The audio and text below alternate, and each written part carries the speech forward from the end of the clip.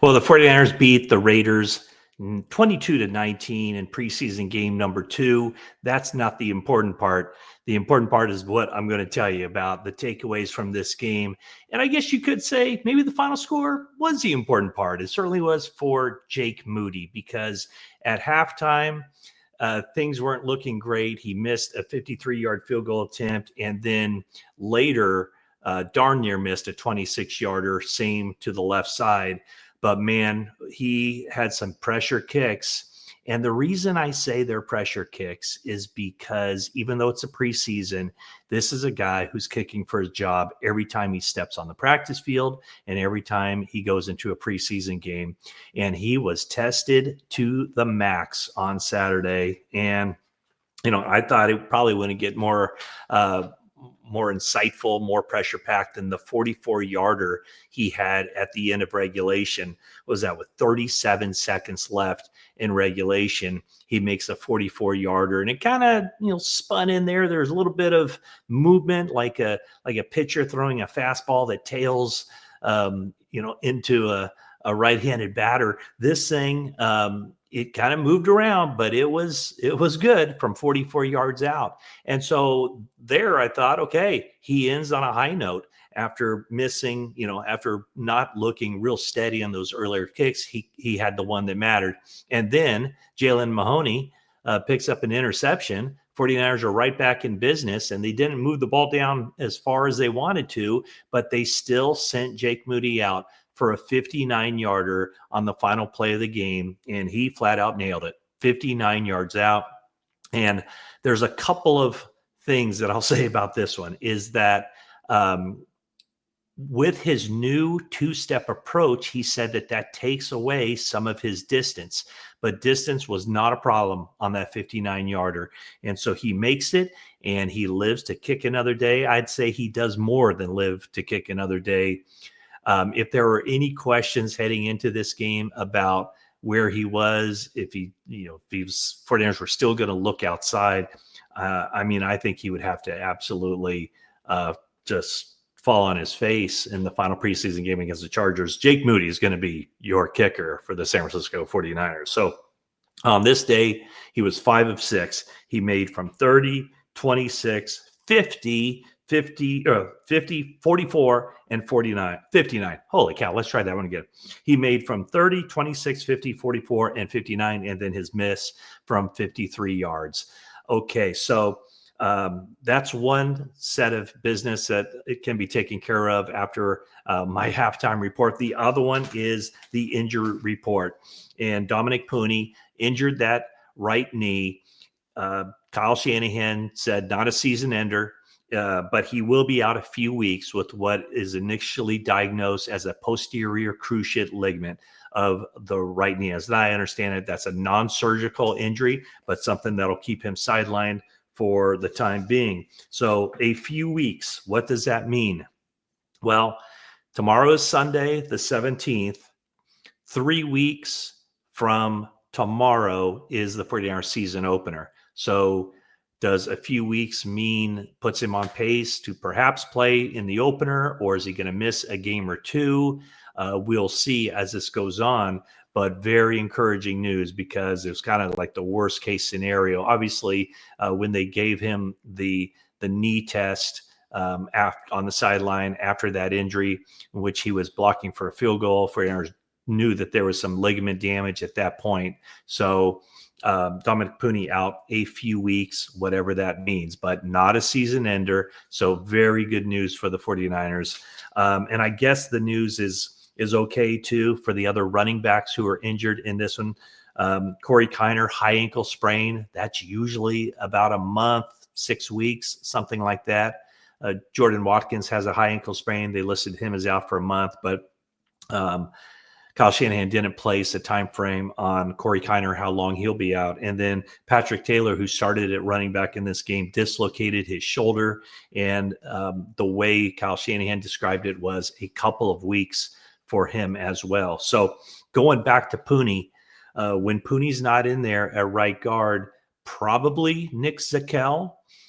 Nick Zakelj took over at right guard when Puni left here in the first quarter, and he was going to only play one series anyway with the rest of the offensive line, minus Trent Williams, who did not play in this game, did not suit up for this game. So Nick Zakelj will have an opportunity there. On the other side, left guard is where Ben Bartch is penciled in to be the starter. The rookie Connor Colby started in this game and played a healthy amount. It looked like he played well. So the 49ers, I think, are gaining more confidence in Ben Bartch as the, they're getting more confidence in Connor Colby. It looks like Ben Bartch is still in line to be the starter, but who knows? Depending on how Colby is grading out in the 49ers offensive line room, there is some room for interpretation there. But those would be kind of the three guys, with Puni out for as long as Puni is out, the three guys that could comprise those guard positions: Bartch, Colby, and Zakelj. So that's kind of the quick rundown on the injuries. And let's just kind of go to some of the things that we saw in this game. Let's start with Chase Lucas. Interception on a pass. He had that thing read so well. It almost, as I said on social media, is almost like he was the intended receiver. It's like he ran the pass route to Alex Bachman from Aiden O'Connell, the quarterback. He ran it as well as a wide receiver. So he gets the interception. And what Kyle Shanahan said after the game, without watching the film, it seems like he had a really good game. I thought Nick Martin had a much better game. Was it clean all the way around? No, but he did have a game where he made some plays. You started to see that playmaking ability that Nick Martin brings to the table. With him, 6 tackles, 1 sack. That was for a 9-yard loss. He also had 2 tackles for loss. And even though a receiver, Kadir Ismail, had a step on him and had his hands on the ball on a pass down the right side, I thought Nick Martin did a good job of not giving up and punching the ball out at the last second before Ismail could secure that catch. So all in all, a very good second game for Nick Martin, especially when you consider how he played in that first game. So a guy that told me after that game against the Broncos that he was going to go back to the drawing board, watch the film, study, look at what he did wrong and correct him. And it did look like he corrected a lot of those mistakes. Nick Zakelj saw a lot of action at center. So not only is he in the mix now as a guard, backup guard, he very well could be the primary backup center. Matt Hennessy is somebody who's also in the mix for that. I thought Jake Tonges had a good game. He made a really nice catch on a 4th and 8 play that kept this game going, making that catch from Carter Bradley. Jeff Wilson. How about Jeff Wilson? He just rejoined the 49ers a short time ago. He made some plays. In this particular game, Jeff Wilson had a 16-yard catch. The rushing yards weren't that great, 16 yards on 8 carries, but he did have a touchdown. Hey, how about Robbie Chosen? Robbie Chosen separates himself a little bit in the hunt to be the one of the wide receivers that makes this team. Maybe he's ticketed for a spot on the practice squad, but somebody that would get the call up maybe early in the season, as early as week 1. He did make a nice 30-yard catch and run with about a minute left. And one of the things that kind of stood out on that play is as he was crossing the middle, he started off on the right side and caught a crossing route toward the left. He did change the ball over to his outside hand to help him get to the sideline and protect that football. And that set up Jake Moody's tying field goal. The bad, Isaiah Prince with a couple of false starts. He was playing right tackle in this game. 49ers just signed him a couple of weeks ago. Both Nick Zakelj and Spencer Burford have false starts as well. So certainly not a clean game all the way around for the 49ers offense. Tariq Owens had a drop, a guy that, he did make a play earlier in the game, had a 17-yard catch. So that was good. But dropping a pass late in the game that could have made it for an easier Jake Moody field goal, or at least a shorter Jake Moody field goal. So, that wasn't the best for him. Chaz Surratt and Saran Neal, two guys who the 49ers picked up, signed as free agents in the offseason with an eye on special teams. Those guys played well on defense. Neal shows the capability of playing both safety and cornerback. And so that could be a valuable commodity when it comes to figuring out, who's going to get those final roster spots. So that kind of versatility for Saran Neal.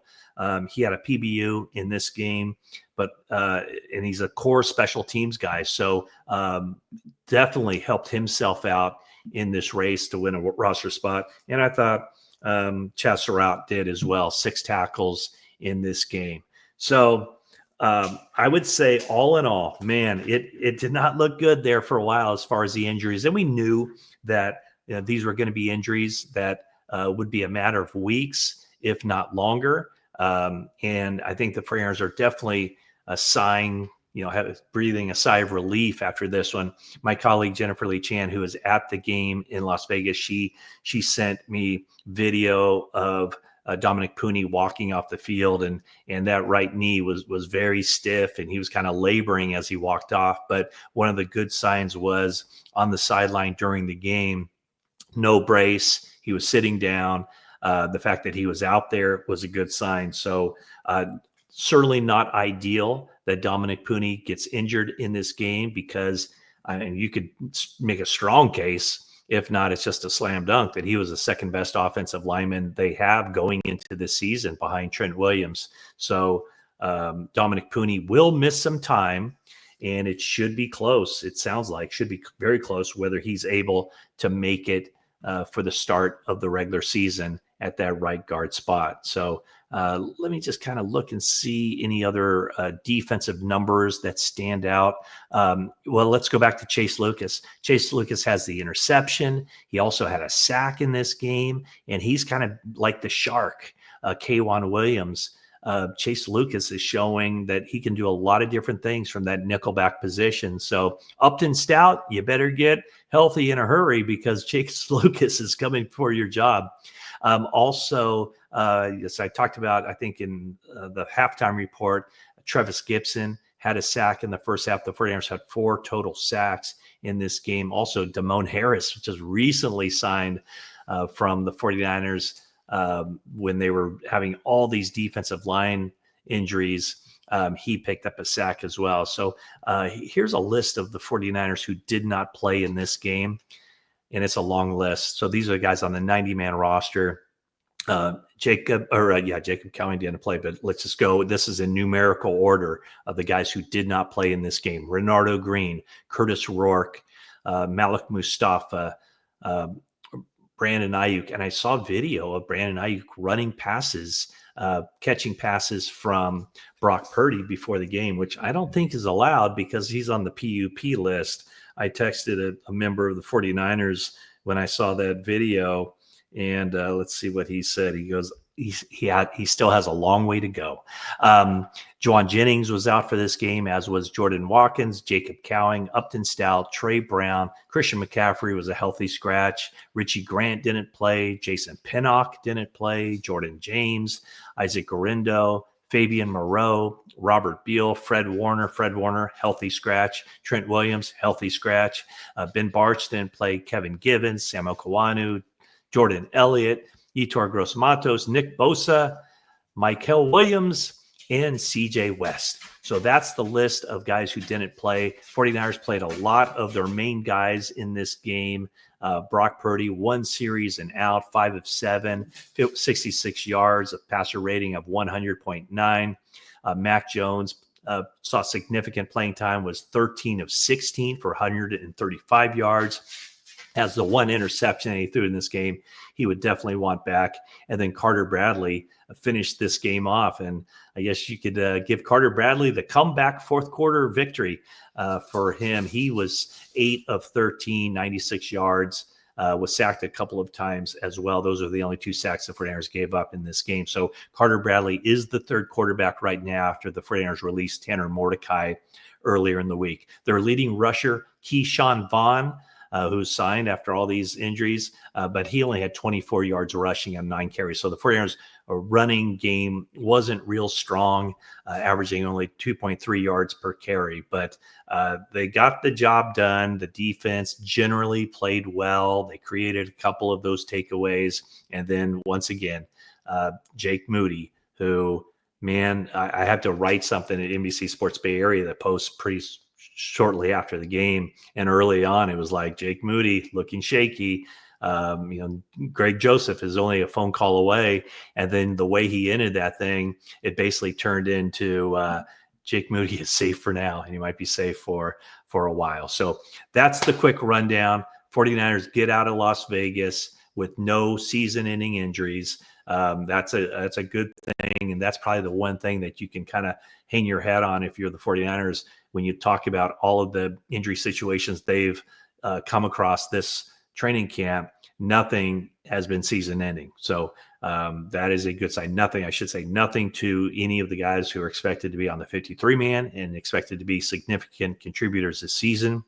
So from that standpoint, no harm, no foul, I guess. I mean, yes, the 49ers have endured a lot of injuries at different position groups, especially defensive line. But as it pertains to looking out 3 weeks for the start of the regular season and then beyond, they should be, they're okay right now with where they are from an injury standpoint. So that's the quick rundown coming out of the 49ers 22-19 preseason victory over the Raiders. Thank you so much for watching this video, and that is it for now.